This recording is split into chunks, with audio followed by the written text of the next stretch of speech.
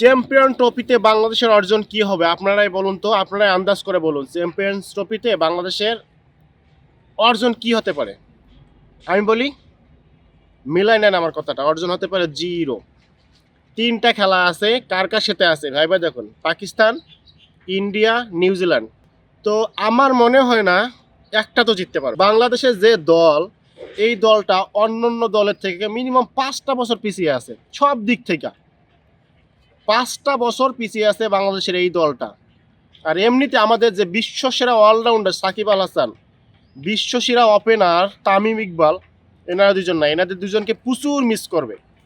আপনি হচ্ছে নতুনদের দিয়ে হয়তো বা, মানে নতুন যারা আছে তাদের দিয়ে হয়তো বা 2-1টা ম্যাচ ভালো খেলতে পারেন, বাট প্রফেশনালি কন্টিনিউয়াসলি আপনি কখনো ভালো পারফরমেন্স পাবেন না। মানে লেখা নেন, পারফরমেন্স হবে জিরো। এবি ডিভিলিয়ার্সের মতো প্লেয়ার বলছে যে বাংলাদেশ একটা অঘটন ঘটাইতে পারে, তাও অঘটন। কারণ যাদের সঙ্গে খেলা, তাদের সঙ্গে বাংলাদেশের পার্সেন্টেজ, মানে জয়ের পার্সেন্টেজ 10%ও নাই। পাকিস্তানের সাথে তো পারবেই না, ইন্ডিয়ার সাথে তাও পারবে না, নিউজিল্যান্ড বা সাউথ আফ্রিকা এদের সঙ্গে তো জীবনও সম্ভব না। সো বাংলাদেশ যাচ্ছে কি জাস্ট অংশগ্রহণের জন্য। অংশগ্রহণ ছাড়া কোনো কিছু কোনোভাবেই বাংলাদেশ এখানে সফলতা আনতে পারবে না। লেখা নেন, আমি লেখা দিলাম, বিসিবির প্রেসিডেন্ট যতই চিল্লাক, বা হচ্ছে আমরা আবেগী বাঙালিরা, বা হচ্ছে আমরা যারা ফ্যান ফলোয়ার আছি যতই চিল্লাই, কোনোই লাভ নেই। কারণ বাস্তব অনেক কঠিন, বাস্তব অনেক নির্মম। আমরা এখনও পিছিয়ে আছি ওদের থেকে। ওদের একটা প্লেয়ার, ওই কান্ট্রিগুলান যাদের সঙ্গে আমরা খেলবো, যাদের বিপক্ষে খেলবো, তাদের একটা প্লেয়ার যদি দাঁড়ায় যায় বাংলাদেশকে হারিয়ে দিতে সক্ষম। কিন্তু বাংলাদেশে এরকম কে আছে? কেউই নাই। তো আমরা মুখ ফুলিয়ে, আমাদের অধিনায়ক বা হচ্ছে আদার্স যারা আছে ক্রিকেট টিমে, তারা মুখ ফুলিয়ে যতই বলুক আমরা চ্যাম্পিয়ন হতে যাচ্ছি, বাট চ্যাম্পিয়ন হওয়া তো দূরের কথা, কোয়ার্টার ফাইনালেও যেতে পারবে না। এই দল নিয়ে জীবনও কোয়ার্টার ফাইনাল পর্যন্ত পৌঁছানো সম্ভব না। 3টা খেলা আছে গ্রুপ পর্বে বাংলাদেশে, লেখা নেন বাংলাদেশ 3টাতেই ডিব্বা, মানে হচ্ছে জিরো জিরো জিরো রেজাল্ট নিয়ে ফেরত আসবে।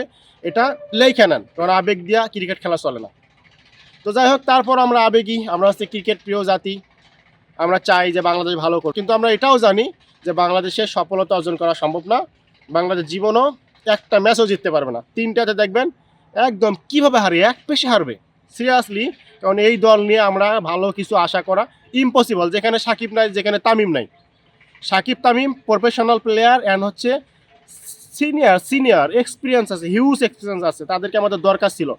কিন্তু কোন কারণে তারা নাই আমি জানি না। তো যাই হোক, আমাদের অর্জন জিরো হবে, এটা 100%, এটা লিখে নেন, এটা জাইনে নেন। অতএব আশা করেন না, চ্যাম্পিয়ন্স ট্রফিতে অত আশা করেন না। কিন্তু কী করবো, আমরা তো ক্রিকেট ভক্ত, আমরা তো চাই যে দল ভালো করুক। কিন্তু আমাদের এটাও বাস্তবতার সঙ্গে মেনে নিতে হবে যে দল যাই পারফরমেন্স করুক সেটাই মানতে হবে, তাছাড়া কোনো অপশন নাই, কোনোভাবেই সম্ভব না।